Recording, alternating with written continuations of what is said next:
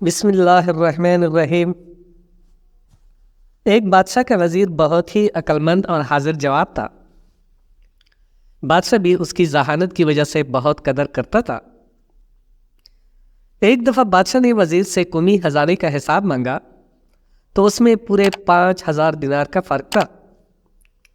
بادشاہ نے وزیر سے کہا کہ اتنی ساری رقم کہاں خرچ کی؟ وزیر نے بادشاہ سے کہا کہ آپ کے جلال کی قسم، میں نے اپنی ذات پر 1 دینار بھی خرچ نہیں کیا۔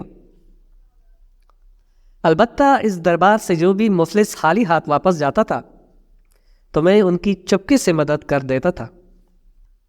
بادشاہ نے جب یہ سنا تو غصے سے پاگل ہو گیا اور وزیر سے کہا کہ تمہاری جرت کیسے ہوئی کہ میری اجازت کے بغیر میری رعایا میں خزانہ بانٹ دیا؟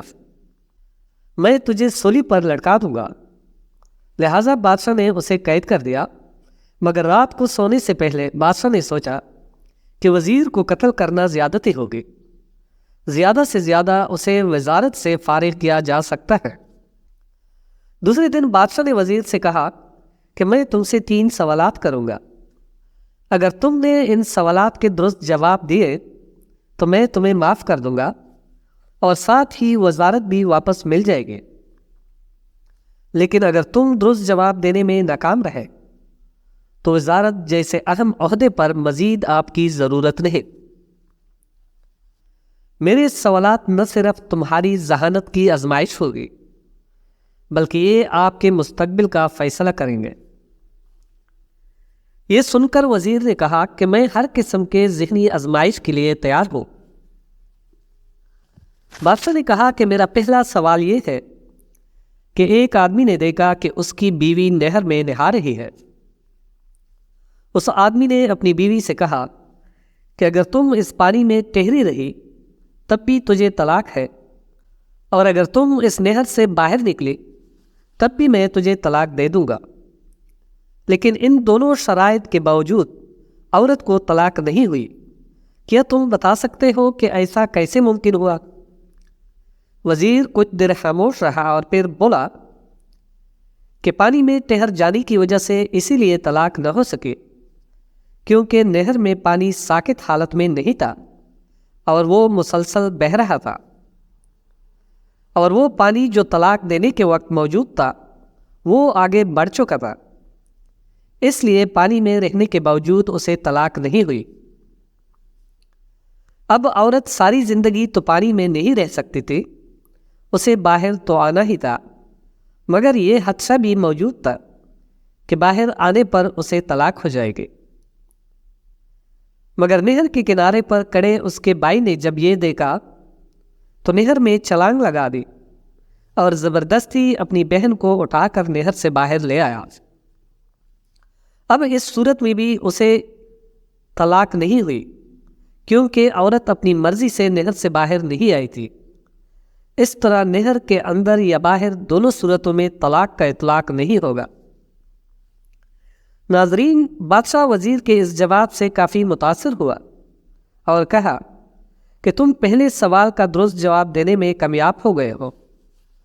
اس کے بعد بادشاہ نے دوسرا سوال کچھ اس طرح کیا کہ ایک 14 سال کا بچہ دوسرے بچے کے ساتھ کھیل رہا ہے، ان دونوں میں لڑائی ہو گئی تو پہلے بچے نے دوسرے بچے کو کنویں میں دھکا دے دیا۔ اگلی صبح دھکا دینے والے بچے نے کنویں میں جھانک کر دیکھا تو لاش موجود نہیں تھی۔ وہ بہت حیران ہوا۔ پھر جب یہ لڑکا 16 سال کا ہوا تو اسکول میں اس کی کسی لڑکے سے لڑائی ہو گئی۔ اسکول سے چھٹی کے بعد اس نے اس لڑکے کو بھی کنویں میں دھکا دے دیا۔ دوسرے دن اس نے کنویں میں جھانک کر دیکھا تو لاش غائب ہو چکی تھی۔ 20 سال کی عمر میں اسے ایک لڑکی سے پیار ہو گیا اور اس سے شادی کر لی۔ شادی کے بعد لڑکی کسی دوسرے آدمی سے ملنے گئی تو لڑکے کو اپنی بیوی پر بہت غصہ آیا اور اس نے اپنی بیوی کو بھی کنویں میں پھینک دیا۔ اگلی صبح جا کر دیکھا تو بیوی کی لاش موجود نہیں تھی۔ 30 سال کی عمر میں اس کا بڑے بھائی سے جھگڑا ہو گیا۔ اس نے اپنے بھائی کو دھکا دیا تو دیوار پر لگنے سے اس کا سر پھٹ گیا اور وہ مر گیا۔ اس نے اپنے بھائی کی لاش کو بھی اسی کنویں میں پھینک دیا۔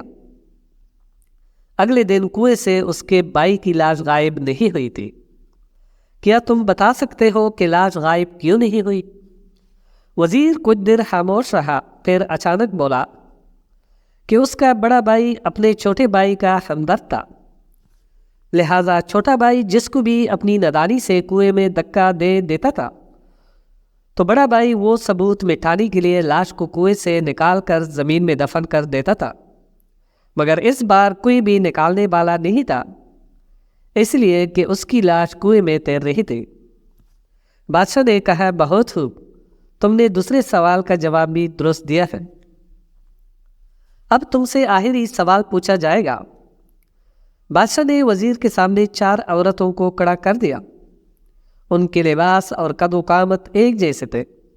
بادشاہ نے کہا کہ ان میں سے ایک عورت کباری ہے، دوسری شادی شدہ، تیسری عورت بچے کو دودھ پلانے والی ہے اور چوتھی عورت حاملہ ہے۔ بادشاہ نے بات جاری رکھتے ہوئے وزیر سے کہا کہ ان کی حرکات سے اندازہ لگا کر بتاؤ کہ کنواری، شادی شدہ، حاملہ اور بچے کو دودھ پلانے والی کون سی ہے؟ وزیر نے 4 عورتوں کی حرکات کا بغور معائنہ کیا اور ان سے گفتگو بھی کی۔ پھر وزیر نے 4 عورتوں کو الگ الگ کر کے بادشاہ کو ٹھیک ٹھاک بتا دیا۔ بادشاہ یہ دیکھ کر بہت حیران ہوا اور وزیر سے پوچھا کہ تجھے کیسے پتہ چلا؟ وزیر نے کہا کہ میں نے کچھ اندازے لگائے جو خوش قسمتی سے درست ثابت ہوئے۔ وہ کچھ یوں کہ ایک عورت بار بار اپنے پیٹ پر کپڑا ٹھیک کر رہی تھی تو میں سمجھ گیا کہ یہ حاملہ ہے۔ دوسری عورت بار بار اپنے سینے پر ہاتھ رکھ رہی تھی جیسے اسے درد ہو رہا ہو، میں نے اندازہ لگایا کہ یہ اپنے بچے کو دودھ پلانے والی عورت ہے۔ تیسری عورت سے جب میں نے گفتگو کی تو وہ آنکھوں میں آنکھیں ڈال کر بات کر رہی تھی تو مجھے لگا کہ یہ شادی شدہ عورت ہے، جبکہ چوتھی عورت سے جب میں نے گفتگو کی تو وہ نیچے دیکھ کر مجھ سے بات کر رہی تھی تو مجھے لگا کہ یہ عورت مرد سے گفتگو کرنے کی عادی نہیں اور کنواری ہے۔ بادشاہ نے کہا کہ تم تینوں سوالات کے درست جوابات دینے میں کامیاب ہوئے ہو، لہٰذا وعدے کے مطابق میں نے آپ کو معاف کیا اور وزارت کا منصب تجھے مبارک ہو۔